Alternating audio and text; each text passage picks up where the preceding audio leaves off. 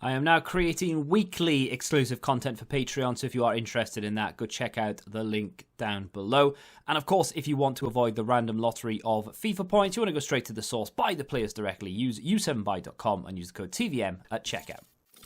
What is going on, guys? TVM here. Welcome back to another video, and today we're going to look at a card that's been out for quite a while. It is, of course, the Icon Moments Ian Rush. Why am I looking at him? Did I pack him? No, bought him. 380,000. If you're on console, you might be thinking that that's a lot of money, and it would be if I was on console. I'm on PC, and that is pretty much the going rate. So 92 rated, Welsh, and former Liverpool player, of course. So that was well, two good enough reasons for me to go and pick him up. Basically, I picked him up on the road to glory, and I wanted a card that I could buy, put into the club, and then leave there until the end of FIFA 20, and then just see how many goals, assists, and games in general we can accumulate with Rush. And theoretically, I wanted an icon so that I can literally put him into any team that I see fit. I wanted a card as well that was kind of capable of playing more than one position. I don't necessarily think Rush is, but I'm going to try. And the reason for that, of course, is if I'm reviewing a striker and a winger and I can't really fit Rush in, I'll just put him in as a cam or as a centre mid or something. He doesn't have the passing for that, but you know, it is what it is.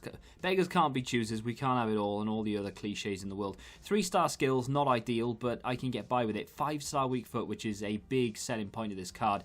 To be honest, I think if he didn't have a 5-star weak foot, he would probably be half the price. His 91, which is just the prime, is 4-star weak foot, and that card is around 100k. So the 92, who isn't an awful lot better in terms of stats. I mean, he is, if you look at it compared to some of the other cards out there right now, like some of Heat cards that go from, I don't know, 92 to 93 or whatever it may be, like those little 1-up jumps. I can't remember who had a 1+ not so long ago. And yes, Bruno Fernandes, that's it. So in the objectives, you can pick up Bruno Fernandes' 90, or you can get his 91 or his 92 if you progress through. And they literally all go up by +1. So the 91 goes from 91 and all the other stats to +1, literally in every stat, and then in the rating as well. Ian Rush goes from 91 to 92, but has +4 pace, +2 shooting, +2 passing, +4 dribbling, +1 defending and physical. So even though he's only got up by 1, he still goes up by more in terms of in-game stats. And that's what I would have liked to have seen with the likes of Bruno Fernandes and Mendy and all the rest of it. You know, they actually get a big significant boost rather than just a +1. Because an overall of 1 isn't +1 on everything. It doesn't really work that way. But EA are quite stingy with it, obviously. That being said, we're not here to criticise EA for that. I'm here to look at Ian Rush, really. As many people told me to put an engine on him. I actually bought him with an engine, so I didn't need to do it. But hey, I'm glad they did, because with an engine, you get 92 acceleration, 96 sprint speed. You get 88 agility, 91 balance. That's the biggest concern for me of the card. 5'11 is a good height. Lean body type is nice. High attacking work rate is very good. However, poor agility and balance, 83 and 81, kind of, I don't know, it just doesn't fill me with confidence. You know, this game is built around agility and balance, and to have low in that area, not ideal. That's not the main team. That's just a side that I can get the Mendy objective done, as well as review Fabinho and Ian Rush. The Fabinho review is on the channel already. If you haven't checked that out, feel free to do so. And of course, I will review Phil Foden or Fabinho, or both, if the game ends in a draw or a win for either side. Into the gameplay we go.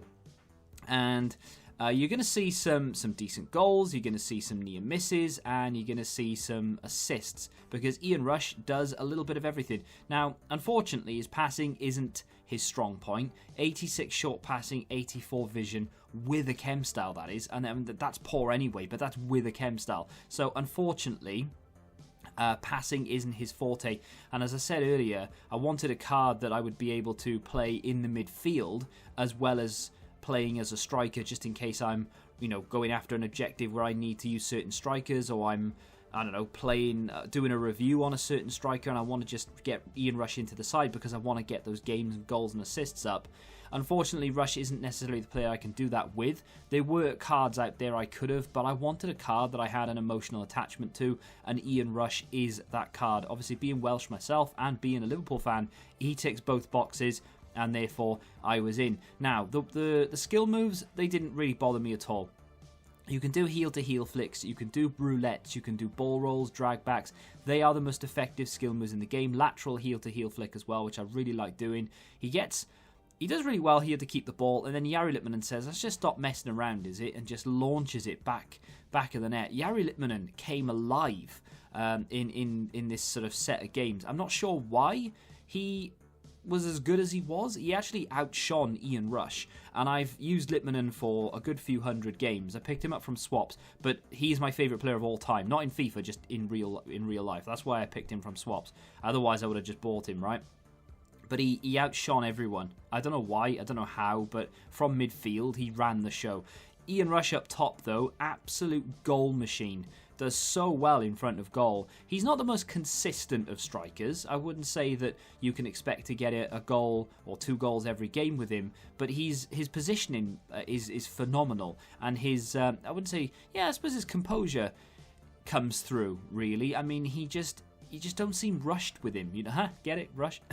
You've just got time on the ball constantly. And he's got good enough ball control and dribbling to be able to maneuver his way around goalkeepers like that.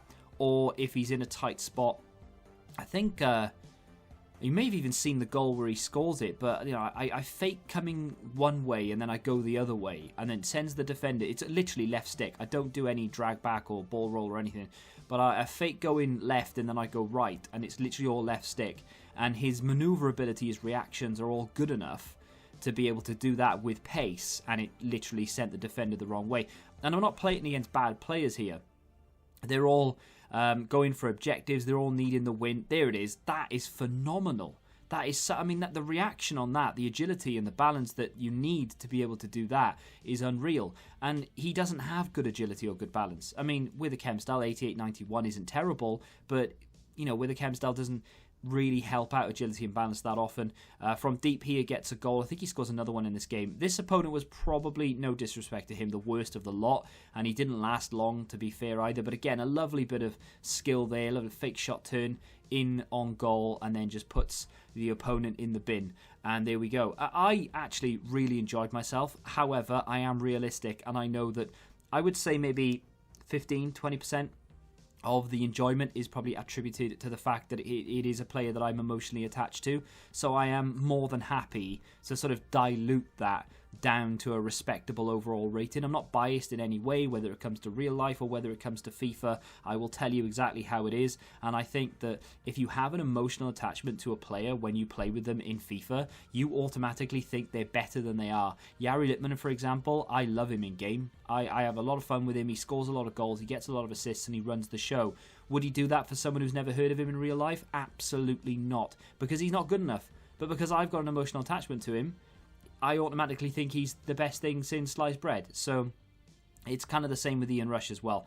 And that's one of the good things about buying players that you have that attachment to, is because they're not necessarily meta. You know, Jari Litmanen and Ian Rush both are not meta in this game. They don't have the agility, they don't have the maneuverability, and of course Ian Rush doesn't have the skill moves. However, because I really like him in real life, and same for a couple of other players, I automatically think they're better in game, which means I can use players who aren't meta so long as I have that attachment to them, because I don't make excuses for them necessarily, but I just have fun with them because of who they are. Like John Barnes, for example, that is going to be a prime icon moments that I pick up at some point, even though a lot of people have told me that he's absolute garbage.